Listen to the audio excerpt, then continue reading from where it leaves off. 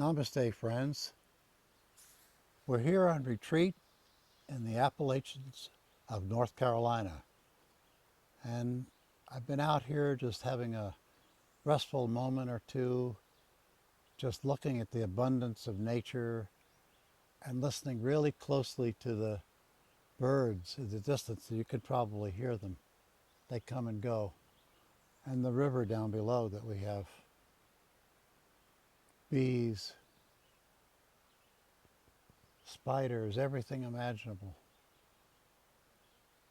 When do we really ever take the time to hear these things? When do we really focus on what's present to us? You know, I speak to groups across the world and across the country, hundreds and thousands of people. And when I could bring it to an essence of what people are really looking for, what we're all looking for, is really to have continuous contentment, some peace in our lives, and just to have it continuous. But it doesn't seem to be there all the time. We have moments that we have contentment and moments that other things happen.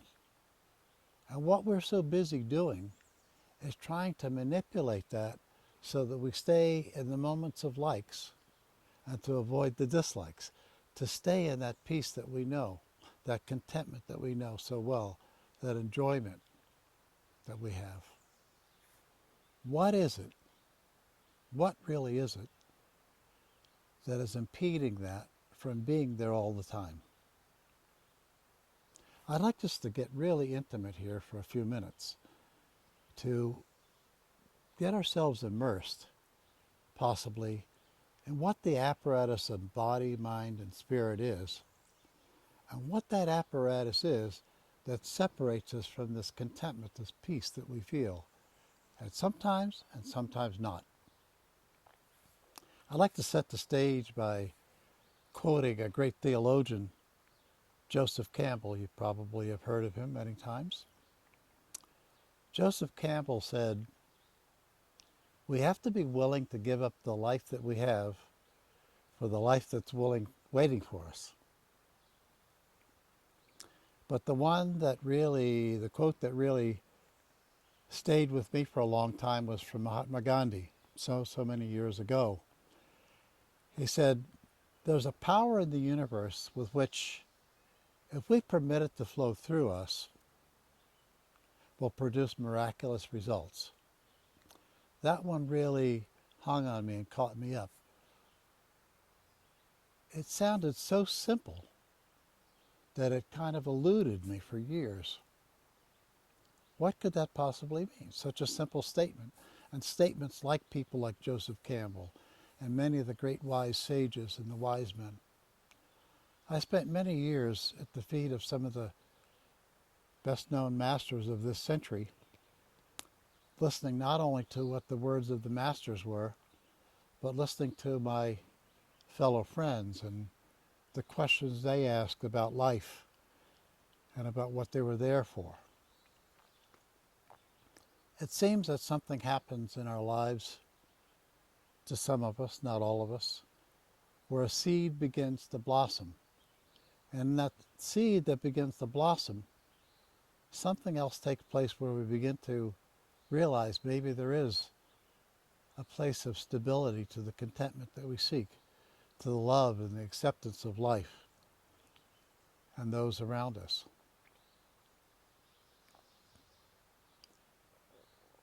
So what is it that separates us like this? What is that?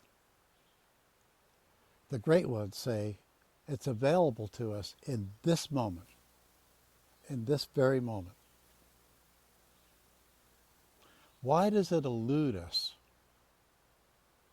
Well, I contend, after all of the years of listening and looking,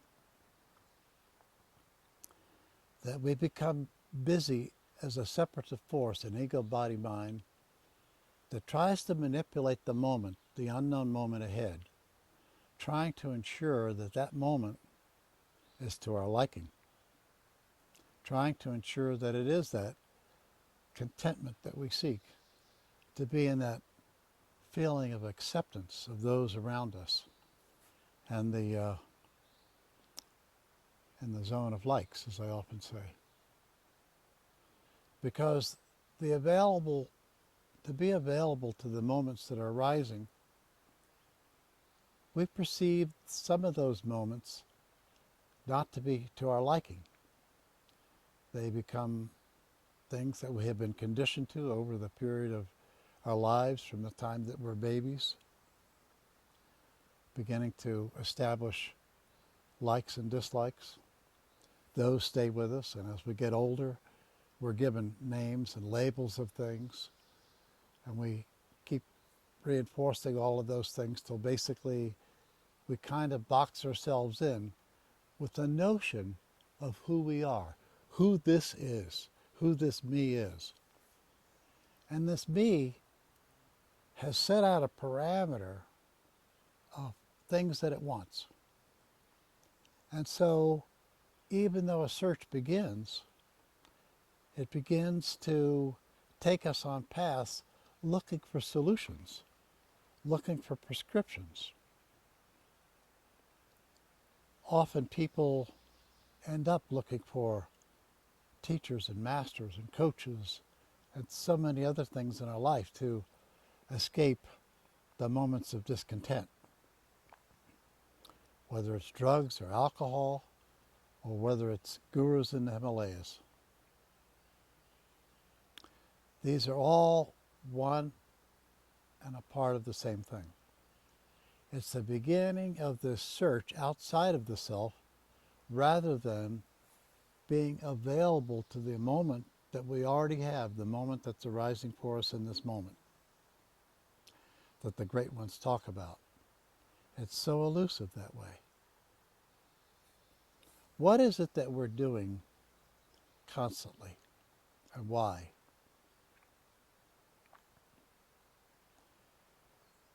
In this feeling of separation of this be, this self, that we develop over time from the time of birth on in this human form, we begin to feel more and more separated from all that's around us, from the nature, from the environment, from the others. Everything is labeled as others. Others, not only people and races and animals and birds, these are others. But this power of the universe that Gandhi talked about, this power that is one of all, this consciousness that's one of all, we are part of that one. We are only part of that one. Manifested as in this own unique human form that we have, the beauty of this life, given the beauty of this life.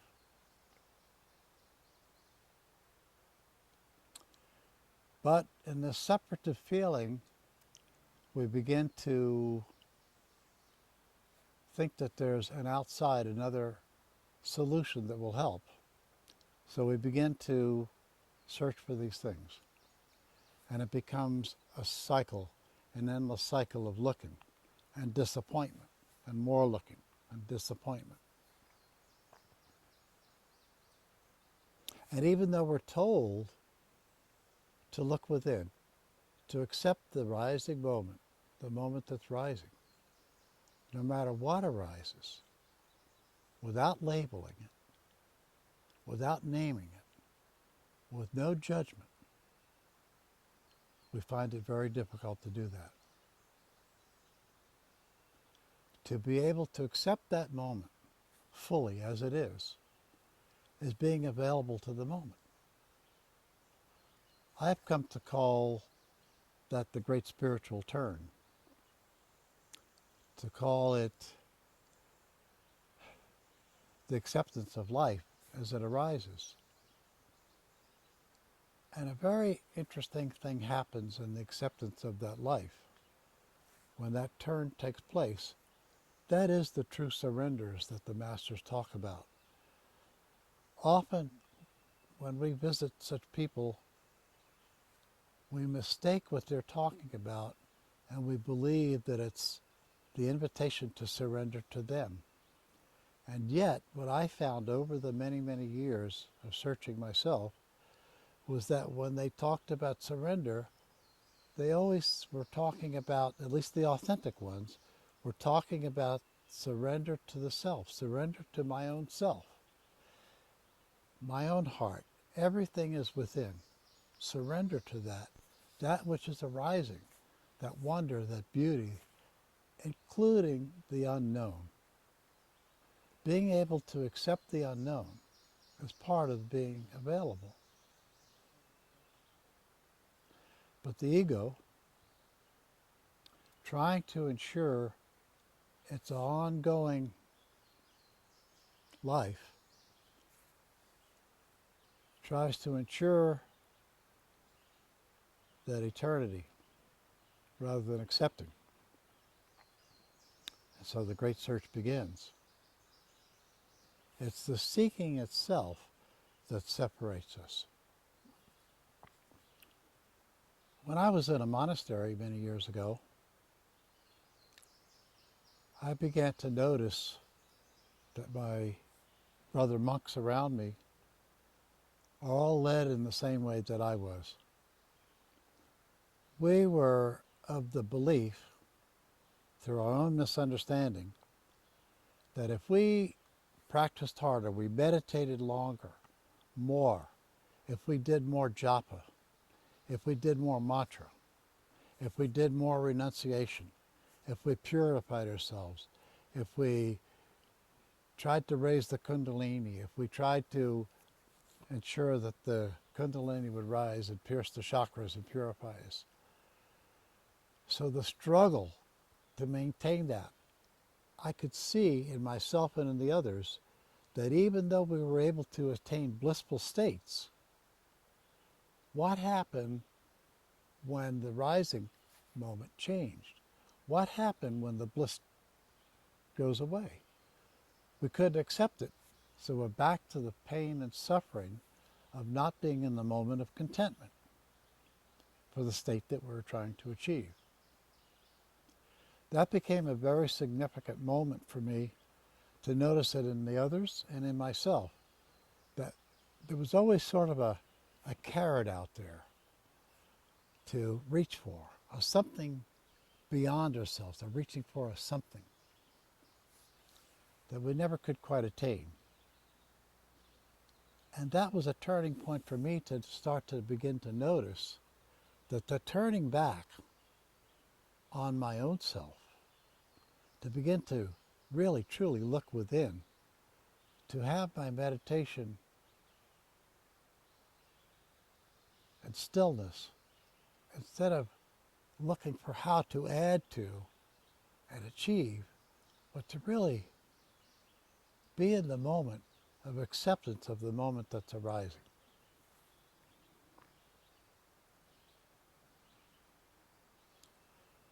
We talk about mindfulness and meditation, and I'd like to talk a moment about what that does. We hear all kinds of labels and states of existence. We hear of samadhi and nirvana and transformation, states of transformation.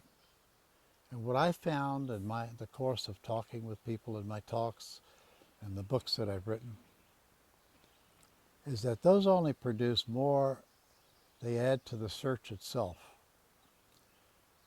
And that we have notions, without the proper understanding, we have notions about what those states are. And so we try to read about it, we try to listen, and try to find all the ways to attain that state. But usually it produces the same thing. To sit still, even if you have never tried before, to just be with yourself, to sit in your room, to sit out in nature like we are here today, and to sit still and truly disconnect from all that mindset that's going. That mind is just so busy with the next, or we're involved in a thought coming about should have, could have, the should haves and could haves. Oh, I should have done that yesterday. I should have done this. Or I could have prepared for the moment, the future moment like this. To disconnect from that and say, here, in this moment, to feel the beauty with gratitude and to begin to just sit in the gratitude of all that we have right now. This is the beginning of meditation. This is the beginning of mindfulness. This is the mindfulness that Buddha talked about so many thousand years ago. But now, there's scientific proof of what's going on with mindfulness. Across the world, neurological studies, people that work with mind, psychologists, universities, have studies where they have looked at what happens to people who take the time to begin to develop mindfulness on some regular basis. And what they found is that there are changes, definite changes when they do the scans to the amygdala. They can see differences between those who do not meditate and those who do. And what develops is a deeper perception within this moment, a deeper perception of all that's unfolding, so that everything that's arising in this moment is a real read. It's a read. Everything that we want to know is in this moment. It is there. There are stories about the Zen master telling the student, if you want to know the mind, if you want to know the self, just watch an anthill sometime. Put your full practice into watching that anthill, and you will see everything that you need. Imagine that. Just putting yourself in the focus of watching an ant. Try it. So much is revealed, so much perception is developed that further possibly brings about the states that have been talked about. So my predilection is to unravel this mind-ego complex in a way that's useful to you today, rather than to talk about transformational states, to talk about states that will only set you in search of things that you only have a notion about. They're descriptive in words. They're talked about so much. And there's so much babble and ongoing trying going on. When really, to let go of all of that and to develop this deeper perception, those things will become revealed in time without reaching for them. This is what I'd like to share with you today. And I invite you to join us again as we share many aspects of mindfulness, the spirit, love, and affection. Namaste, friends, and thank you for joining me.